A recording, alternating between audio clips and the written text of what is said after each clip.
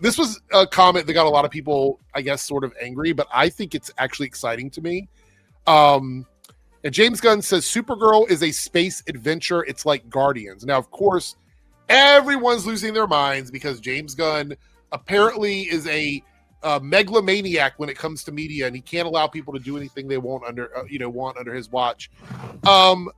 I love superheroes. I love comic books, and I've loved them my entire life. But I am equally, and sometimes even more so, a fan of good science fiction. I love sci-fi. So you're giving me exactly what I want, which is why I love Guardians so much. You're giving me a space adventure with superheroes. So it's literally the best of both worlds. So when I saw this, I was like, sign me up. I'm totally down for this. I was already excited for this movie. If you've read the comic book, you already kind of know sort of what the rails are for the story. Like maybe not all of the destinations that the train is going to stop at, but you kind of know where the train is going if you've read the comic book. And if you don't, it is a very exciting sci-fi space hopping adventure, which I like. I like that idea. Is there any concern that James Gunn, from your guys' perspective, is there any concern that James Gunn is going to micromanage this film and is going to feel like a James Gunn film? Because I don't think that's the case. No. James Gunn. No. Go ahead, James, like if there's one thing that I believe from James Gunn that he's been saying, he's so passionate about the filmmaker's vision. That is his entire thing. And even if I have my problems with Superman or with Peacemaker or with Creature Commandos, I know how strongly he feels about the director making their movie, and he believes that is the strength of his cinematic universe, and I believe 100%. I think this statement is getting so blown out of proportion that it's literally the most like minor comparisons. Like, hey, I made a space adventure movie. This is also a space adventure movie. He's not saying it has the humor of Guardians, it has the characters, has the tone. He's just saying, hey, they're both space movies, like a thing that I already know and I can compare it to. Like, it's so weird, and I understand the concern in some areas. I mean, right now, having a hate boner for James Gunn is kind of in fashion on social media. It feels like everybody's going out at him. It's so easy to take this and be like, they're ruining the Supergirl. It's like, relax, please. Just hold yourself for a second. Ronan, what did you have to say about it? Oh, no, you're telling me that he's comparing it to, and I'm assuming, with that image, the first Guardians movie, which to me is probably my favorite MCU movie and one of the greatest sci-fi movies ever made.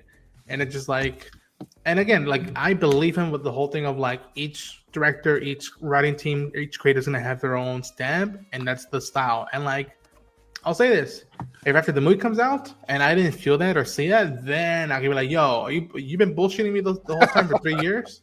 But for right now, I'm vibing with it. Again, I tell people, go watch I, Tonya. I just want to remind everyone, I am more excited for Supergirl than any other DCU project right now. It is my most anticipated project because as soon as I saw her in the movie, I mean, I was already excited anyway, but as soon as I saw her, this is a girl I know. This is someone I know in real life. She's going to be a party girl with Kryptonian powers. Sign me up for this immediately. I'm so excited for it. Joe, any concerns about this, or is this a movie you're looking forward to at all? Not at all concerned. I have complete faith. This is Craig Gillespie. Like Ronan said, I, Tonya is a great film, and really underrated film that he made, Cruella. Cruella is one of the best live action. I love that movie. Great. Love it. Yeah, no, this movie is in good hands. Now, I do think there needs to be a lot of humor in it, because my concern when I read the comic, and I did read the comic, is that this is a little heavy. It's a sci-fi space adventure, and it's kind of dark. I don't see the public gravitating towards this. I think this might alienate a lot of people. So you're feeling like they have to at least switch it up and make it more relatable to the public? When I saw Millie Alcock's portrayal of Supergirl in Superman, I said, that's the key. They're going to play up the drunk party girl, because she was kind of, in the comic, she's kind of dour. That's not the way she is in the comic. But I'm like, that you're going to play that up, and then you're going to bring in Jason Momoa as Lobo. If we get maybe a buddy cop relationship between them, this is going to resonate with people.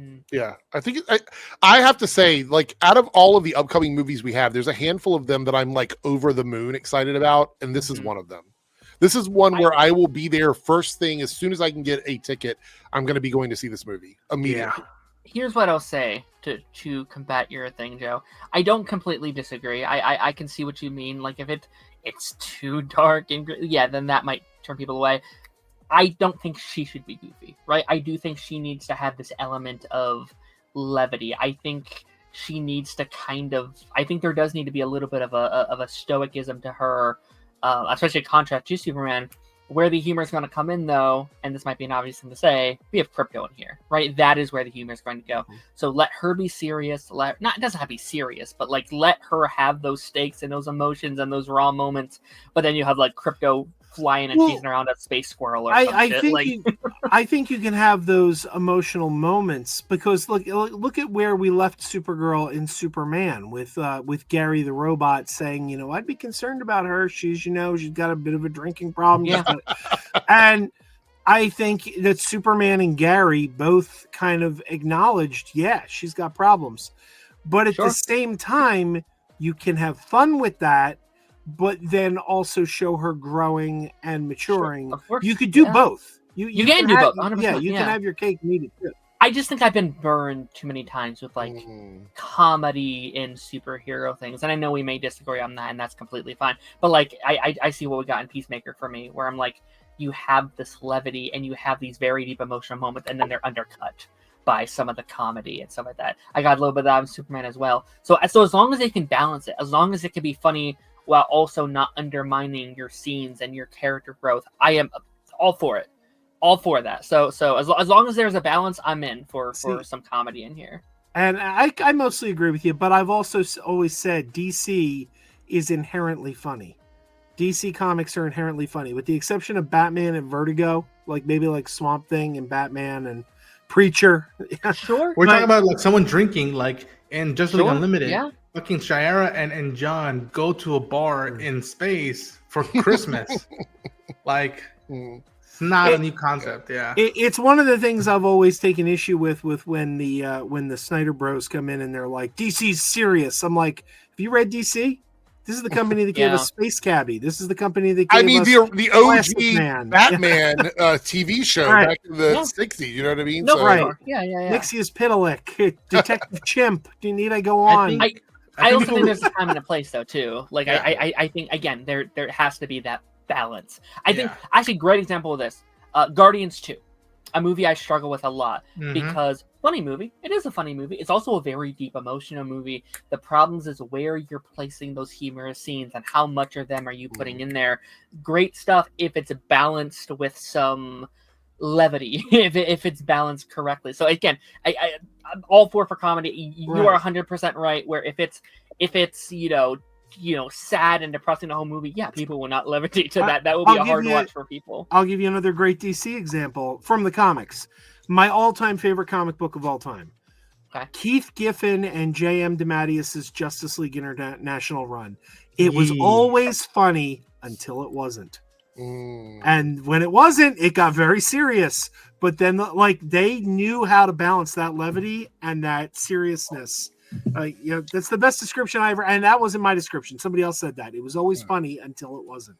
We have Jake arriving in the building. What's up? What's going on? Not too much. I was about to say, Darren, we already spent an hour talking about Guardians 2 last week. I don't want to do it again. We did. We have your Cody. That's scary, Darren. That's terrifying. I wasn't a part of that. I didn't mean to. I wasn't a part of that discussion. I love Guardians 2 so much.